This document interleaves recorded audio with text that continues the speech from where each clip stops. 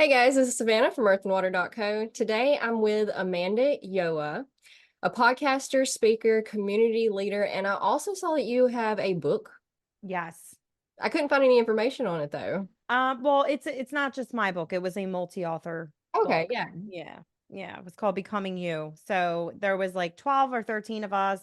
We each had our own chapter, and that actually hit the bestsellers list. So your girl is a best-selling author. What can I say? Yeah, But but that was a great experience. Yeah. But it's Becoming You. So it might have been hard to find if you just picked me as the author because there was so many authors on that book. gotcha. We're going to talk about confidence, which is something I completely built every bit of my platform on for the past like 8 years. I had rock bottom confidence, like not only ground level, but like we were under the ground. It was so terrible. I didn't speak for 23 years, really. I was nearly mute, not completely mute, but I've had to completely build up everything that I can do from scratch.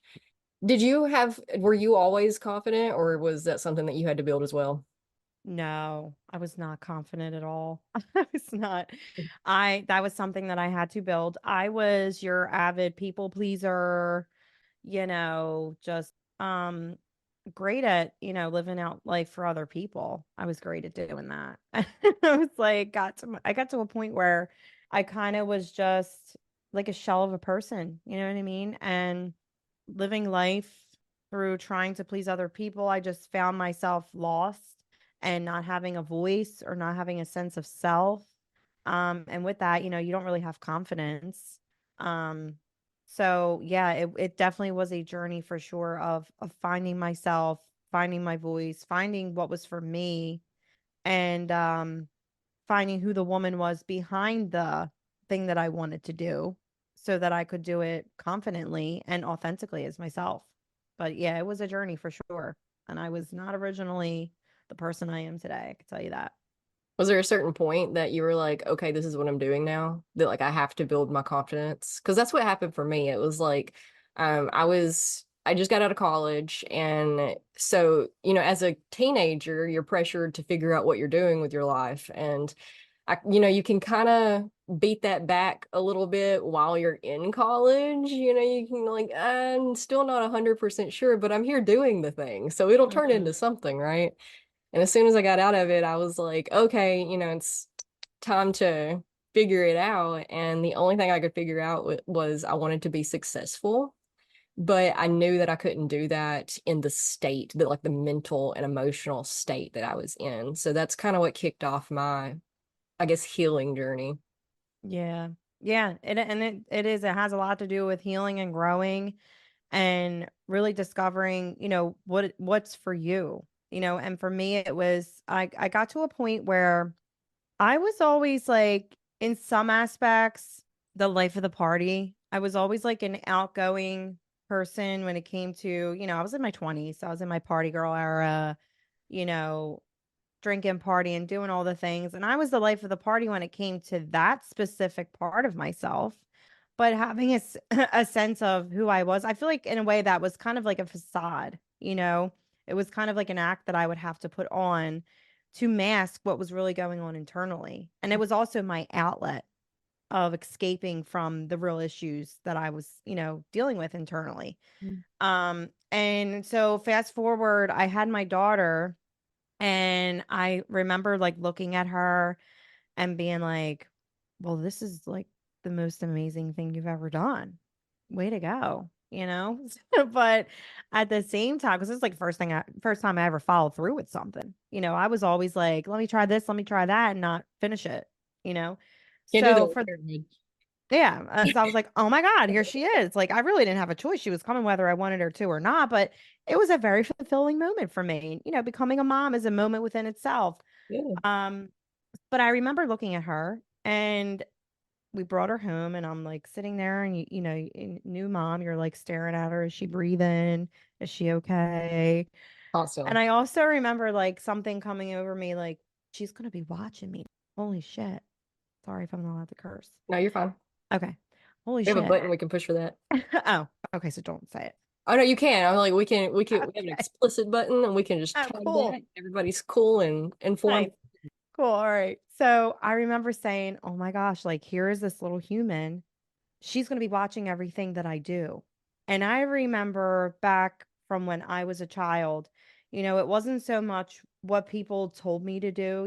I was always brought up with the do as I say, not as I do kind of metaphor or saying, Oh, that's what they you always, know, because it's yeah. too hard to actually do their own advice. So, Yeah, like but honestly, what I took away the most from my childhood and the people that I looked up to was who they were, not what they told me to do. hmm It was who they were. That's what I took home the most. So I knew that now she was going to be looking at me. Who am I? I have no sense of self. I have nothing that lights me up. I was in this period of being depressed, anxiety, I had general anxiety disorder. I had panic disorder. I was like extremely unhealthy. I was like 300 pounds. So I knew that I needed to make a change so that I could heal and grow and find out who I was, which I knew she was always inside of me because I would get little snippets. I call her at one time, she was my quiet whisper that became a loud roar. And I feel like that's inside each and every one of us, to live out a life that passionately you, authentically, and with confidence. It always starts out as a quiet whisper. But if you hone in on it long enough, that quiet whisper becomes a loud roar. And I gave her her moment to speak and I rode off into the sunset with her. And I'm so grateful that I gave myself that opportunity, you know? you make it sound so easy though. Like you just let her out of I, the cage and it does sound easy. It he's like, does sound okay, I know easy. you've been caged up. You can come out now. Come on, let's go. It's Yeah. time. It does sound like an easy process, but I know if there's people listening who are in their season of growth and their season of healing, for a fact that it's not. Yeah. And for anybody who's stepping in, you've been in this season of stuck for so long because healing and growth is hard. And sometimes it's easier to stay stuck and stay unhappy. And I did it for many, many years, but there's a time where you get fed up and you realize that there is more to your story and you can show up and show out as you and not be afraid to do so, you know? But yeah, it is hard. And I know sometimes I make it sound easy, but it's really not. But nothing worth doing is easy. That's what I say.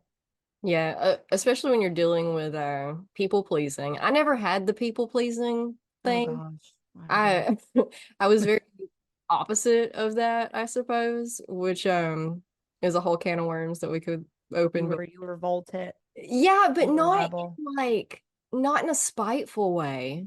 It was more of a matter of factly way. I was just like, Mhm. that's no, no, we're not doing that. That's not helpful.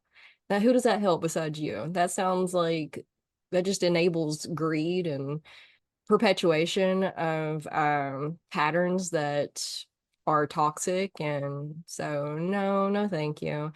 But uh people pleasing that really it is easier to stay in, well, it's easier to stay continue doing what you're doing anyway, even though it is kind of hard because you're aware of how you should be doing better but you don't know how to do better. But because I mean we tell all these stories in our head about how it's hard or how we don't know where to go or we don't know how to start, but I think it's just tactic. It's subconscious for sure. Most of us don't realize that we're doing this to ourselves, but we tell all these stories about how we can't start and why, just to put it off longer because we're aware Mhm. that it's a lot of work to do so. It's a lot of work to change your patterns, especially Yeah. if you're doing the people pleasing thing because we're so trained for external validation, and that requires letting a lot of people down. Yep. Ain't that the truth? And I think too, a lot of times, we hold ourselves back because we feel like there has to be a perfect moment Mm, or a perfect time, and I love living by the motto. And this is like for anything that I'm doing at any level, whether it's healing, growing, stepping in, doing next level things in my life or my business.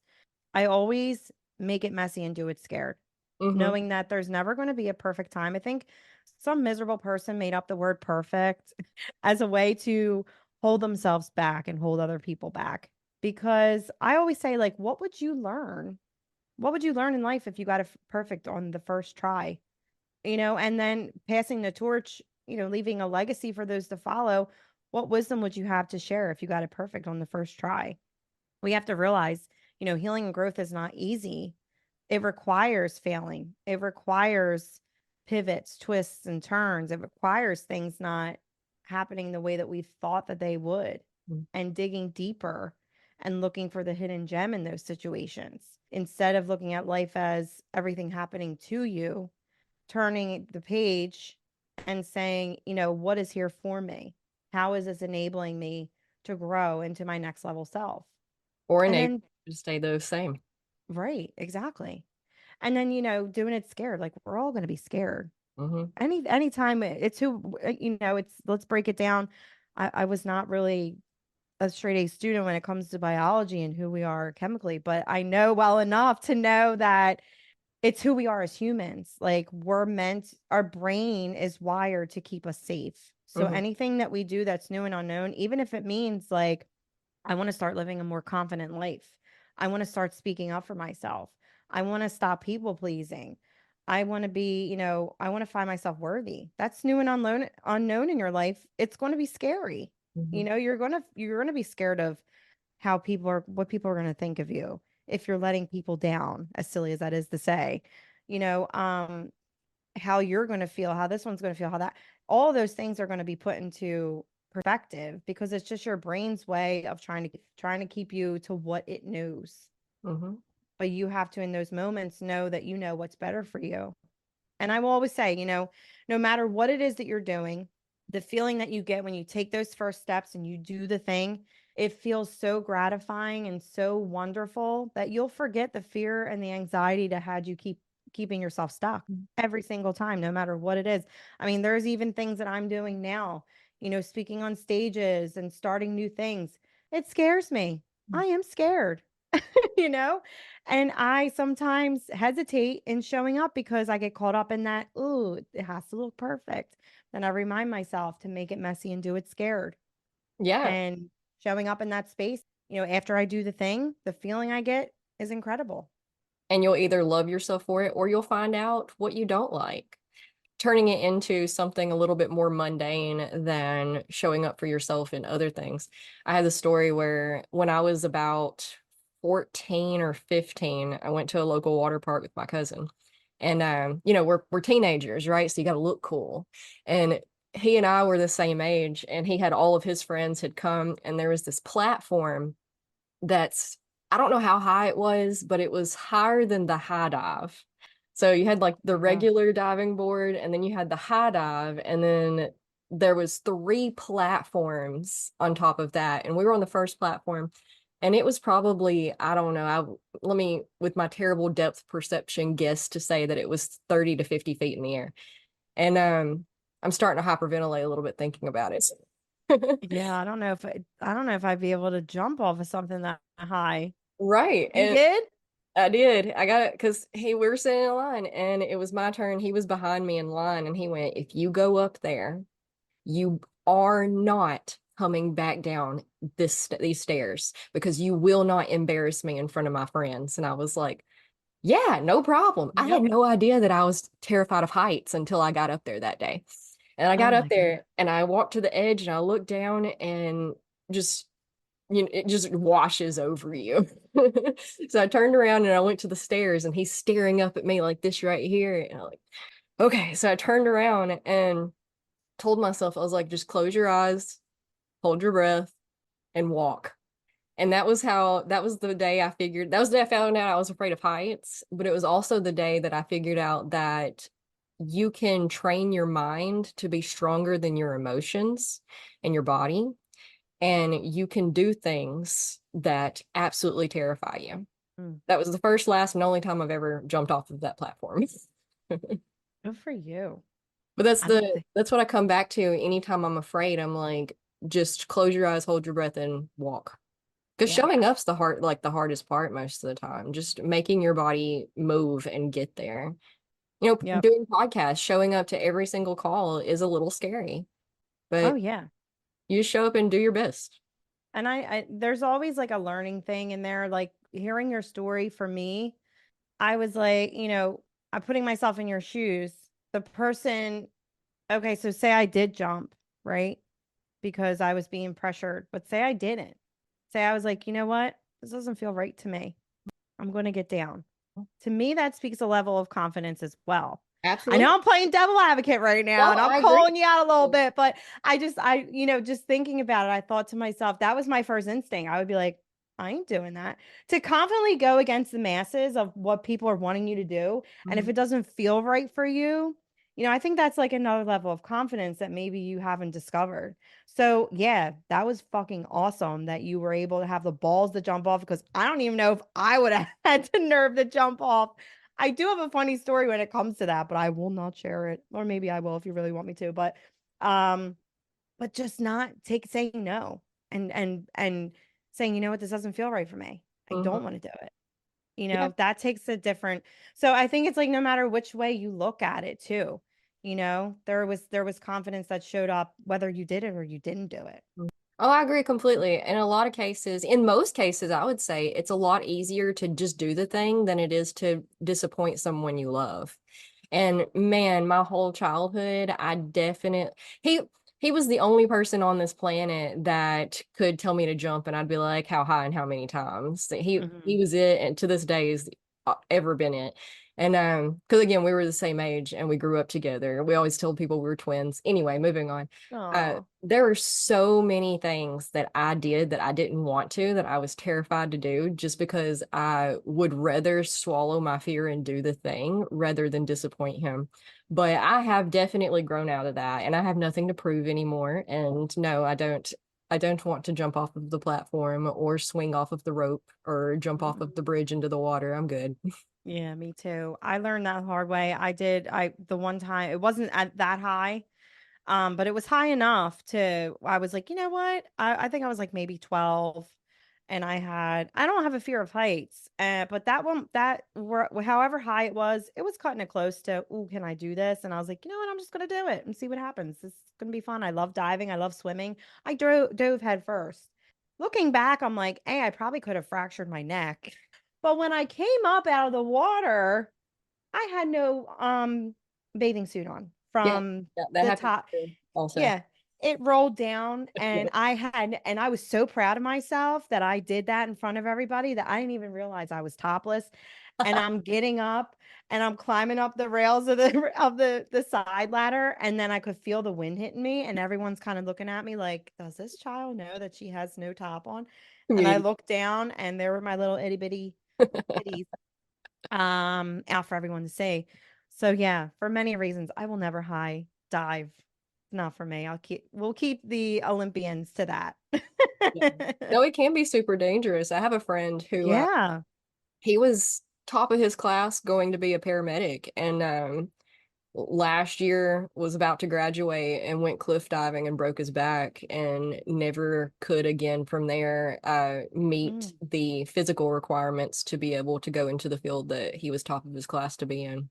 I gosh, know. it's crazy. Yeah. See, there's a lot that could happen. I look back, I'm like, you were So lucky, Amanda.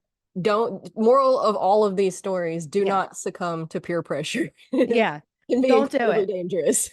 Don't do it. And make sure that you have like, if you do it, your boobies aren't hanging out when you get up out of the water.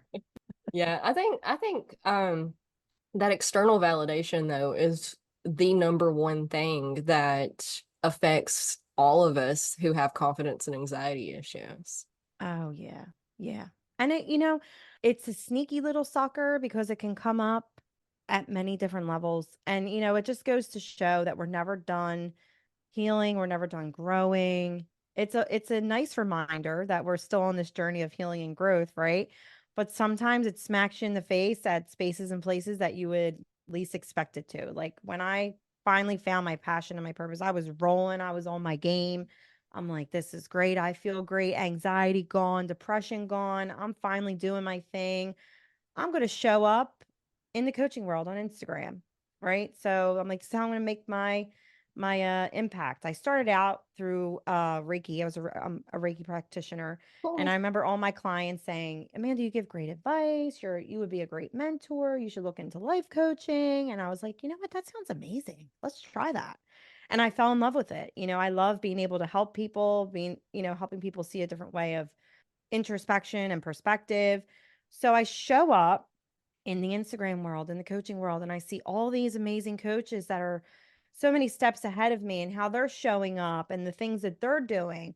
And I have what I call this hat phase. And it's still on my Instagram. If you scroll down, I'll never delete it because it was the biggest lesson I had to learn for me, because I was trying to people please and cookie cutter myself into that industry so that people would like me, so that people would accept me. Mhm. And that hat to me, it was a nice fedora hat. I actually have it right here. Hold on one second. For anyone who's watching, this was my hat. I was just recently talking about it. Isn't it cute? It's beautiful, yeah. And it's my Love the color, green. silver, right? It does look cute on me, but with my short hair now, it really doesn't work that well. But this hat right here was a symbol of what I thought success was, showing up and being success. This hat was a symbol of what I thought I needed to be in order to be liked and accepted. And I quickly found out that that was the wrong way to go. Showing up became exhausting, showing up became stressful. And I got to a point where I was like, wait a minute, what are we doing here? And I realized, Amanda, something you finally found your passion and your purpose. Now we're in this space of being unhappy again. What happened? And I realized that I was trying to people please my way of finding success in whatever it is that I wanted to do. And I was trying to have everybody like me when in reality, we're not for everybody, right? I'm sure there's going to be people that listen to me and say, this girl's not my cup of tea. And that's fine. I love that because I know I'm being 100% me in doing that, but I was living out this Instagram coaching world of I'm just another cookie cutter coach with a hat on. And I watered myself down to where I couldn't even show up as myself because I didn't even know who I was. Mm-hmm. And I had to reel myself back in and call it an epiphany moment. I was kind of just like having a conversation with myself as I always do. And I said, Amanda, why don't we just like show up as ourselves and see what happens? And I was like, you know what? That's a really good idea. Let's do that because doing this ain't working. So let's try that. And now showing up and just being me it's effortless. It doesn't take effort to be yourself. It doesn't take effort to show up and speak on what you know because it's your lived experiences. And knowing that you're not for everybody. I think that's the sweetest juice that we can give ourselves in that whole lesson there that I had to learn was that I'm not for everybody and I don't want to be because when I'm for everybody, I lose myself in that process. So I continue to have those little people pleasing moments in every level of things that I'm doing. But it's, what you in those moments, what you choose to do and, really looking at your situation and reminding yourself of who you are. And I always say, when we can authentically bring ourselves to the table with confidence, there will always be room for us at a table, no matter what it is. If you're in business, if it's in life, whatever it may be, in something that may feel so saturated, there will always be room for you at the table when you bring the uniqueness. And if there's not, you make your own table, I agree completely. right? For one, if it's exhausting you, it's not you. And it's No. unsustainable. You can't do that. You can't continue that. And it takes a lot of experimentation to figure out, especially when you're starting from scratch and you don't know who you are, because most of us don't in the beginning, for sure. We're not, our society doesn't, I'm not sure any society really focuses in on children and like helping them figure out who they are and in this world, which is Yeah. terrible. And which it served a purpose historically, because we needed the village, we needed to fit into the village, we needed the village to like us so that we didn't die, we needed other people to live. So we've only just now come to this place in history where it is safe to be ourselves, and figuring out who we are is how we figure out where we fit into the village, in a way that energizes us, in a way that we can give back to everybody else because it's not draining us and it's is sustainable, and it isn't Right. something that we are just loathing ourselves to have to do and hating the world that we have to do it. And but there's also levels to figuring out who you are and finding the confidence in that, because for one, you got to experiment, you got to test the waters and see what you like and what you don't like. And then you have to become comfortable with yourself as that person before you can become comfortable with other people as that person. For example, I remember this person I went to school with, I graduated with her, and she had posted on Facebook one day a picture of herself in this really bright red lipstick. And I was just like, oh my gosh, you're just like, I love that. I love that so much. I wish I could wear things like that. And her answer was, oh, of course you can. You just put it on. And that's so funny. You don't understand.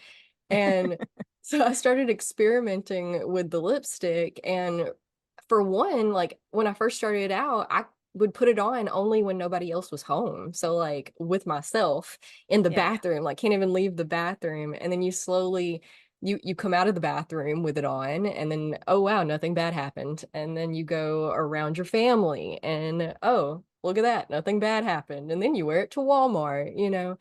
And then the same thing with the first time I ever wore high heels just out because I went to the dentist in my high heels. Oh, I love that. And it was the first time I had ever been to this particular dentist because I used to have this up until about 3 years ago, this tooth stuck straight out of my face.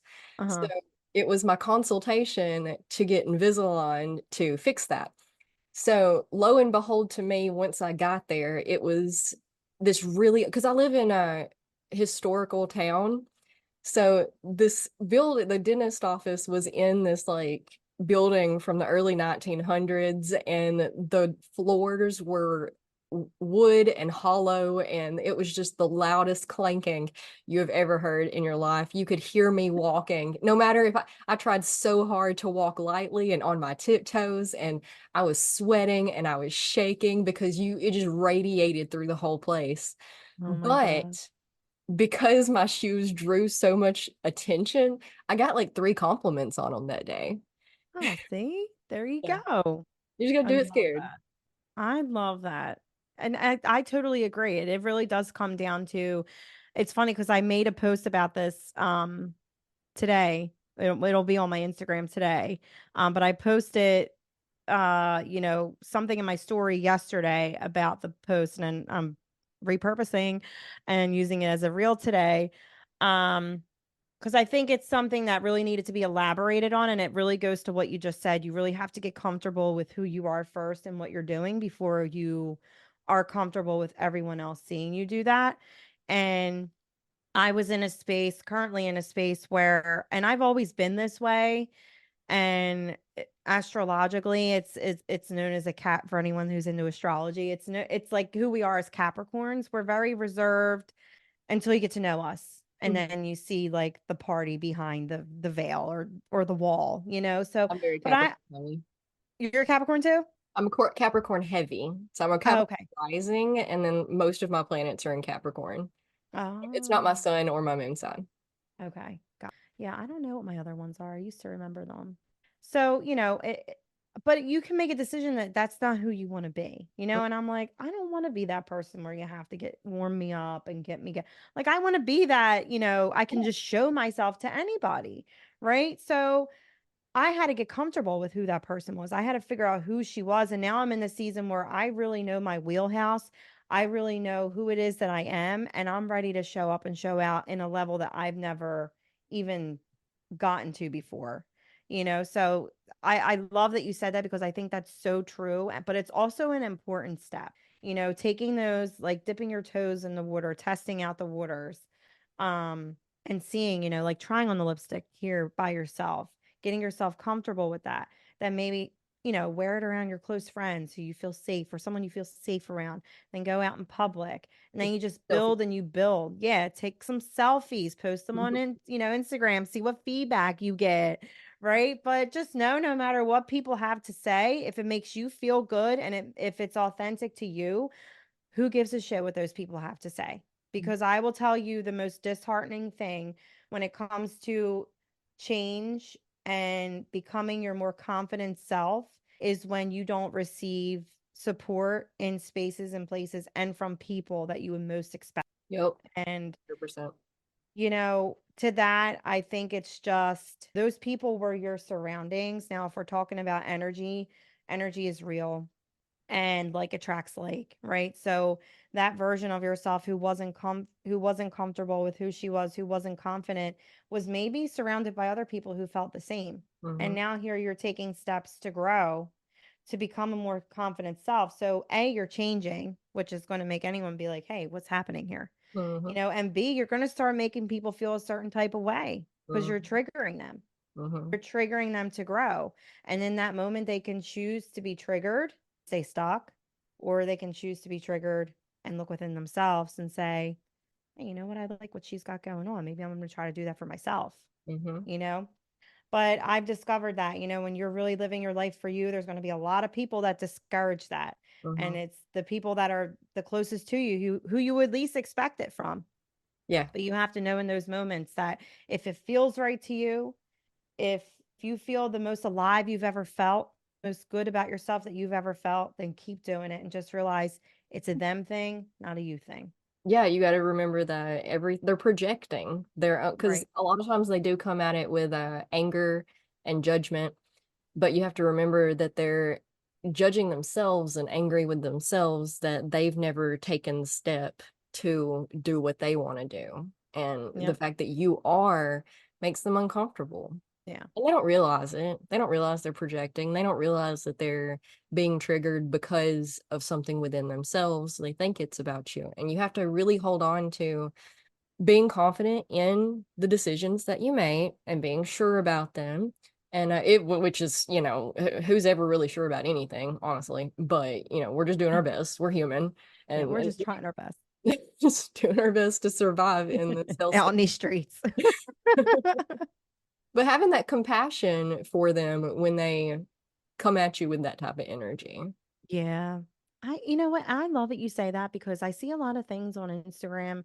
And I know maybe it's just like, pages of people who are just trying to be sassy and bring that sass because they think sometimes when you bring sass, it means you're confident. But sometimes sass can come off as mean girl energy. And I Absolutely. hate when I see people post things like, I don't need those people in my life. I think there's boundaries for sure, and you should have those boundaries, Mhm. right? But you're going to see if you start stepping into a next level version of yourself and people that mean something to you that are your friends and your family, it's really not their fault that they're not able to, be supportive of that. And you're doing yourself a disservice if you're expecting them or if you're expecting you from them. Mhm. That being said, I think it's important to be intentional when you are in a season of growth to surround yourself with people who are already into the game 3, 5, 7 steps ahead. Mhm. Invest in a mentor, invest in a coach and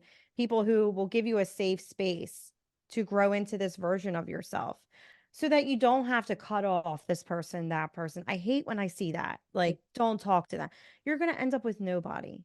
You just have Mhm. to be intentional and realize that not everybody is on the same journey as you and they're Mhm. not in the same place as you. And having compassion along that journey of finding yourself is extremely important. There's people that my mom, I talk about her, I talk about my mom all the time. My mom, she'll give me every reason in the book not to do something. She'll give me every reason in the book to discredit what I'm doing.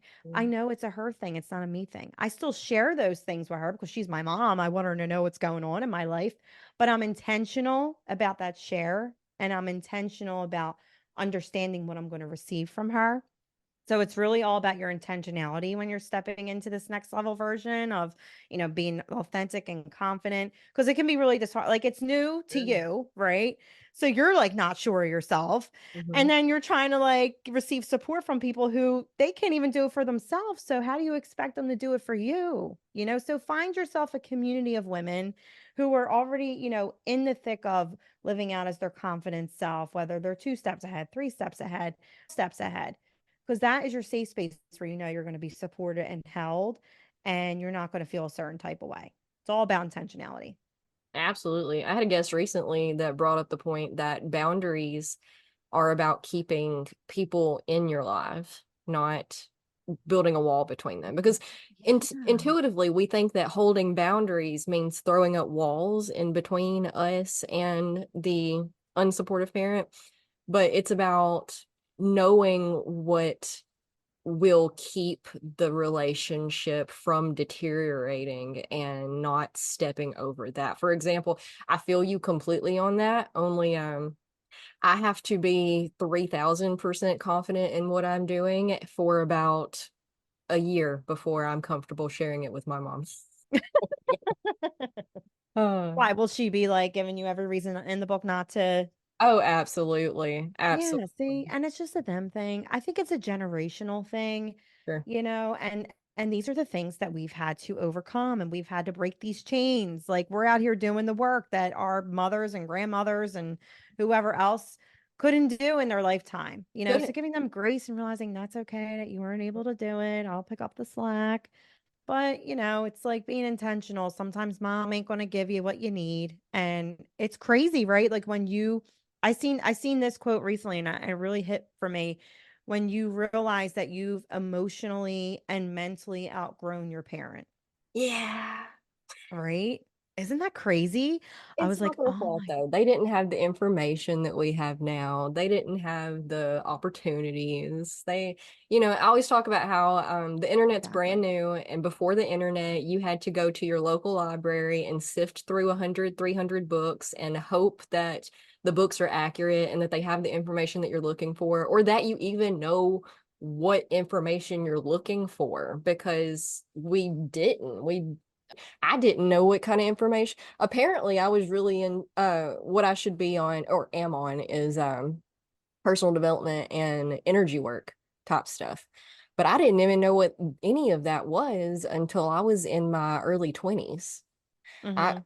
I can't because I'm from a really small town in Alabama. The only anything in that direction we had was Christianity. Period. There's Yeah, nothing else, no other options. So you had to even know first what it was that you were trying to figure out, and that's next to impossible when you've never even heard it was exist. If you've never seen shoes in your life, you have no idea what shoelaces are, much less that you don't know how to tie them. exactly. And I'll give you just to give you a different perspective on that. I'm from a big city. And I didn't get into spirituality until my 20s either because I grew up in predominantly a Catholic upbringing. My grandmother is a devout Catholic.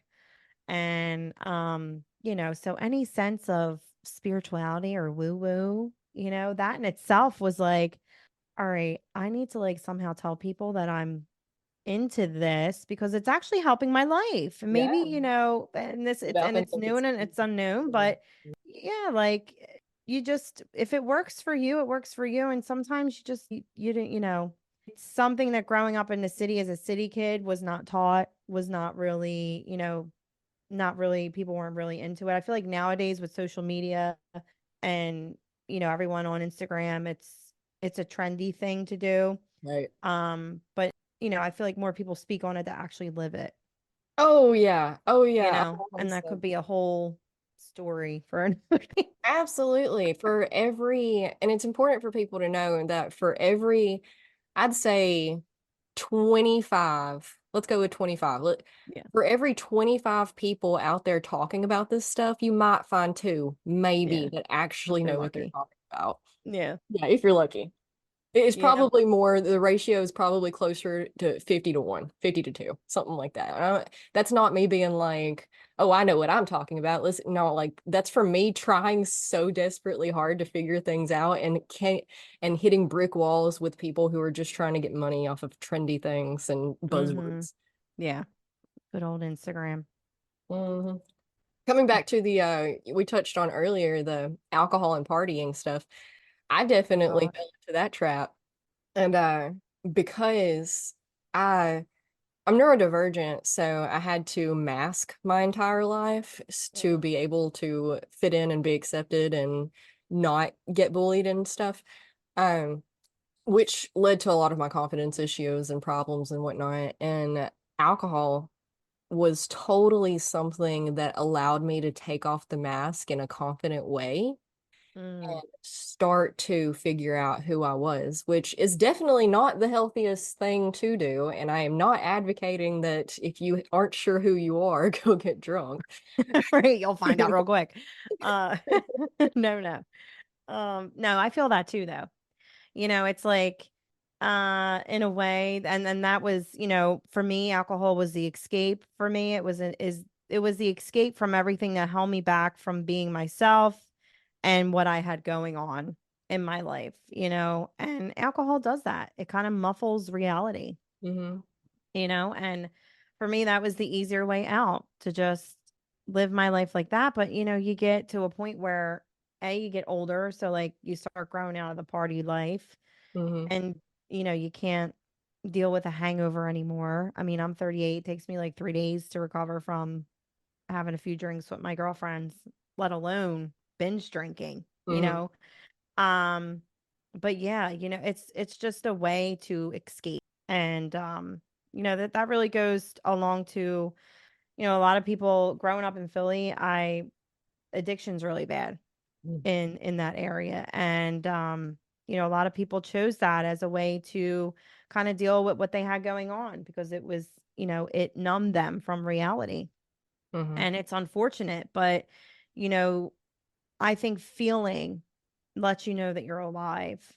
And feeling allows you to listen to the things that you kind of been suppressing. Because I was at a point in my life where I suppressed so much that I think my body was on a physical level of breakdown. My mind broke down, my soul broke down, and then it got to a physical level. And that's where I started having panic attacks. And I was like, sometimes we get so used to suppressing that we don't even consciously realize what we're suppressing, Hmm. right? Because we've suppressed it for so long. But your body will let you know. Your mind is powerful and it will get to a point where it sounds the alarm. And for me, at first I'm like, where are these panic attacks coming? Because it would come at a point in my life where I was like on the couch having my me time, like the chaos of kids and house and everything was put away. Kids were sleeping and I was finally getting to settle down, and that one moment of silence and space that I allotted myself was when my inner chaos came out, because it was literally screaming to be heard. So for me, yeah, partying and drinking was my go-to, but I will tell you, I can't feel a hangover anymore, and I'd rather feel my feels than Yes. feeling a hangover, I'll tell you that. Yeah, we hide from our feelings and our emotions and we run from them, but you can't. And No. the problems that they cause are going to be not only mental and emotional, but physical and quality of life. They're going to have effects on things that you didn't even know they could affect, like your career and your money situation, your relationships with food, your relationships with others, your relationship with yourself. Like we could go on forever about what your emotions literally affect everything in your life. Mhm. And the only way to, I feel like I'm pretty convinced that if you just learn how to slow down for a second and listen to your body and your emotions and allow them to be what they are and explain themselves and you work through it together and you just get to the other end of it, that in and of itself will pretty well single-handedly fix 90% of every problem you have. Absolutely. Absolutely, but like I said, it can be really hard when you're doing that because sometimes easier to just stay, Yep. because when you give that space, all those things that you didn't want to feel and you've been avoiding are going to come out and want to be heard. But I will say the more you do it, I call it like the shifting of the tide. So like imagine, I know growing up we probably all have been in those circle pools and you played that game where you started a whirlpool, Yeah. you just go in a circle, and then before you know it, like your feet, you can take your feet up and just drift. And then you always had the part where you would try to turn around and walk against the tide, right? And it was always extremely hard when you first started going through. You would have to like really trug, but the more you were consistent, the more you kept moving forward, the easier it got. And before you knew it, you were going in a different direction. I Mhm. always use that analogy for, growth and healing. It's really hard, but the more you're consistent with it, And the more you tap in with who you are, the more you can find out, the things that have been holding you back from living a life that's authentic and confidently you. Yeah, that's a perfect analogy because it's going to make it feel worse at first. Yeah. When you first start trying to analyze these emotions and these thoughts and these feelings, it's definitely going to make it worse at first. Like with the whirlpool, you're going in one direction with very little effort, and then when you turn around, it suddenly takes every bit of effort you have and everything gets harder and you are probably going to have anxiety and panic attacks for a little bit. Um, but if you just keep with it and you have to hold it in your heart, the knowing, again, that's the mind over the emotions.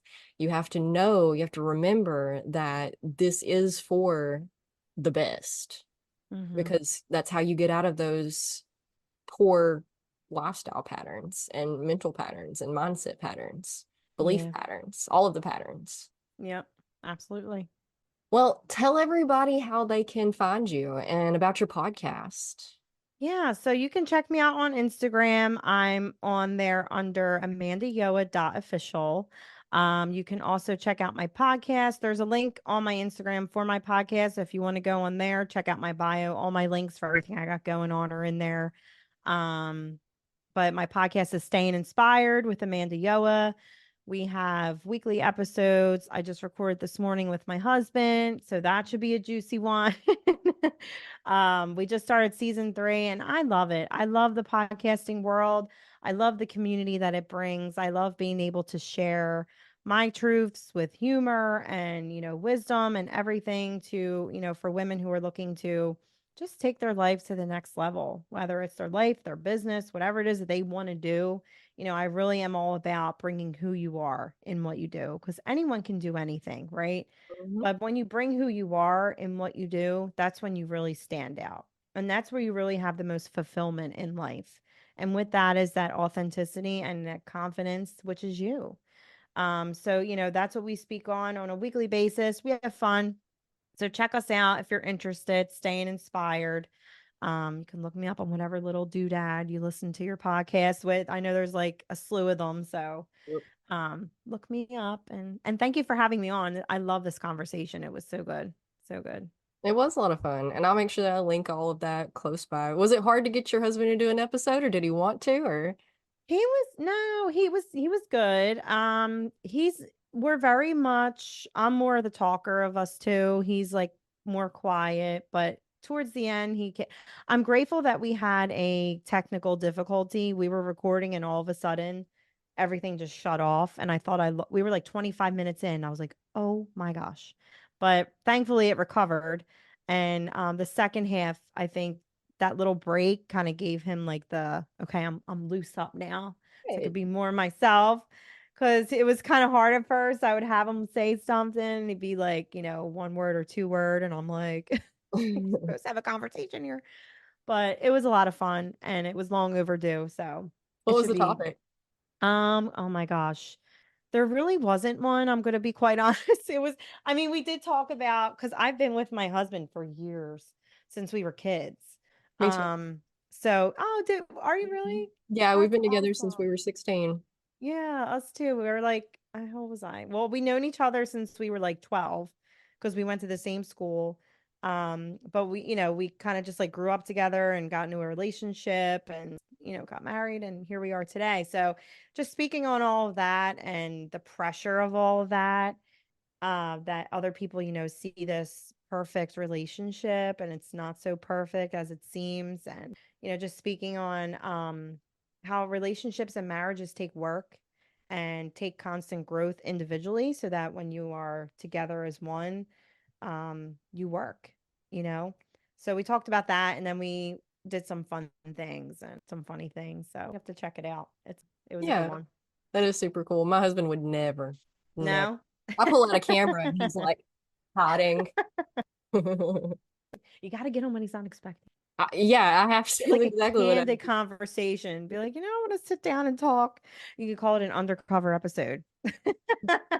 He was under you were undercover, he didn't know. That'd be pretty funny. Maybe one day. Yeah. Yeah, that's my goals. I have new goals now. All right. Well, thank you so much for sharing all of this with us. It has been a lot of fun. Yes. Yes. Thank you. Thank you for having me.